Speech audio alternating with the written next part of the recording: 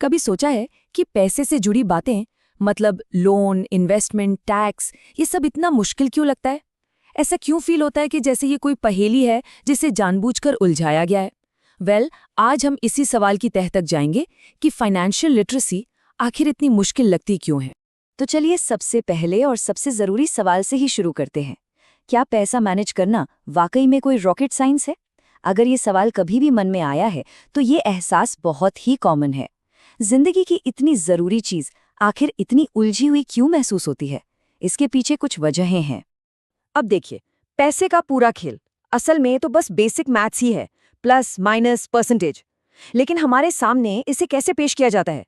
Compound interest, credit utilization ratio, inflation adjusted returns, ऐसे भारी भरकम शब्दों के साथ। तो प्रॉब्लम कॉन्सेप्ट में नहीं है, प्रॉब्लम है उसे पेश करने के इस मुश्किल तरीके में।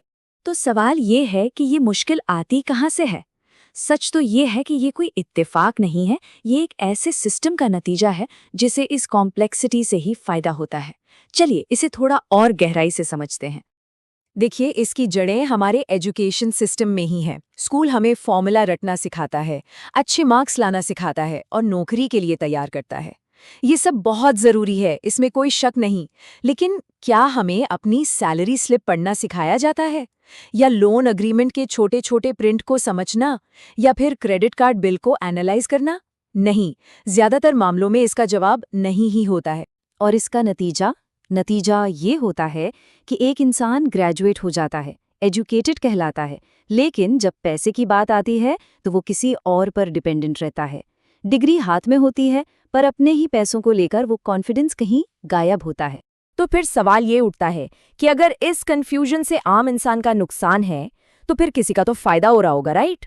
और सच यही है, जब लोग कंफ्यूज रहते हैं तो इससे फाइनेंशियल सिस्टम को सीधा सीधा फायदा होता है। चलिए देखते हैं कैसे। इसका फ्लो बहुत सिंपल है। जब मुश्किल टर्म्स समझ नहीं आते तो लोग अक्सर गलत लोन, ज्यादा ब्याज वाली ईएमआई और छिपे हुए चार्जेस को भी एक्सेप्ट कर लेते हैं। तो यहाँ सीधी सी बात यह है कि लोगों का कंफ्यूजन सिस्टम का प्रॉफिट बन जाता है। और इसका उल्टा भी उतना ही सच है, जहाँ सिंप्लिसिटी होगी वहाँ अवेयरनेस आएगी, और ये बात सिस्टम को पसंद नहीं।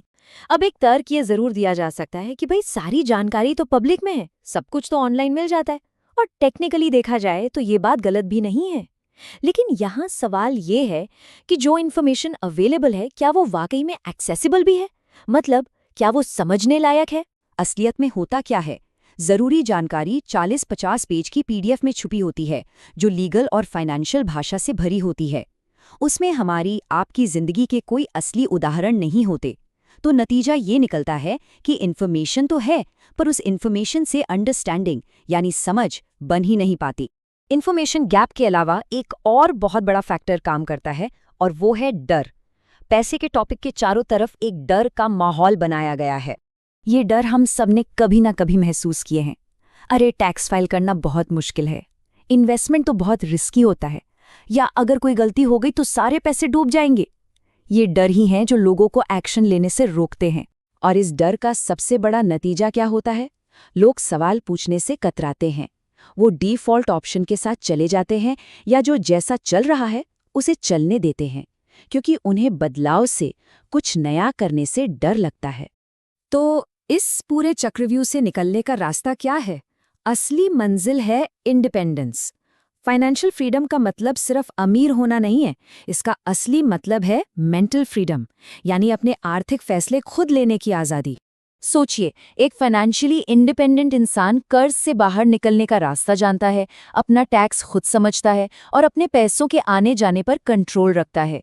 ऐसा इंसान नौकरी बदलने से घबराता नहीं, ईएमआई के प्रेशर में नहीं जीता, और सबसे ज़रूरी बात, वो सिस्टम की हर बात पर आंख बंद करके भरोसा नहीं करता। अब यहाँ एक बात बिल्कुल साफ कर लेनी चाहिए, ये सब किसी सीक्रेट कॉन्स्पिरेसी का हिस्सा नहीं है। ऐसा बिल्कुल नहीं है कि कुछ लोग एक बंद कमरे में बैठकर ये सब प्लान करते हैं।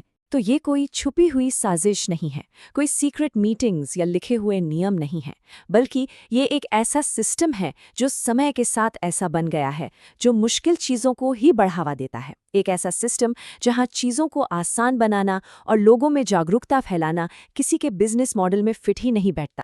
तो इस पूरी बात का निचोड़ ये है, फाइनेंशियल लिटरेसी मुश्किल इसलिए नहीं है कि पैसा समझना कोई बहुत मुश्किल काम है, बल्कि इसलिए क्योंकि इसे आम इंसान के लिए आसान बनाना कभी सिस्टम की प्रायोरिटी रहा ही नहीं।